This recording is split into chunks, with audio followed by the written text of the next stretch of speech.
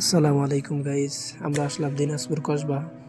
অনেক সুন্দর একটা জায়গা, যা দেখার মতো একটা জায়গা। আসবেন, ঘুরে যাবেন, ভালো লাগবে। বিকালের দিক দিয়ে অনেক লোকজন হয়। মূলত আমরা গিয়েছিলাম দুপুর টাইমে, তাই তেমন একটা লোকজন ছিল না। তাও অনেক লোকজন ছিল আশেপাশ দিয়ে। আমরা বাগানের ভিতরে ছিলাম, তাই মানুষ দেখা যায় না। ঘুরতেছি, ফল গাছ থেকে ছিঁড়তেছি, বেশ ভালোই লাগতেছে।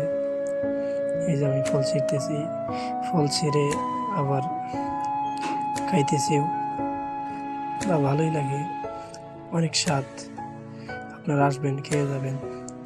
এখন আমরা বাসার দিকে রওনা করব। আর একটা কথা বলতেই ভুলে গেছিলাম, এই জায়গায় এখান থেকে তুলাও তৈরি হয়। এখানে একটা পোকা চাষ হয়, যা এই তুঁত বাগান থেকে মূলত আসে। এখন আমরা বাসার দিকে চলে যাব। বাসায় গিয়ে পোকাটাকে কাটবো, দেখবেন আপনারা, আশা করি ভালো লাগবে।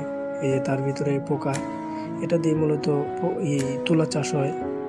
এই যে পোকা আমরা কাটবো ব্লেড দিয়ে, ধারালো কোনো কিছু দিয়ে কাটলেই হবে। তার ভিতরে পোকা, আপনারা বিশ্বাসই করবেন না, সো এটাই বিশ্বাস করতে হবে।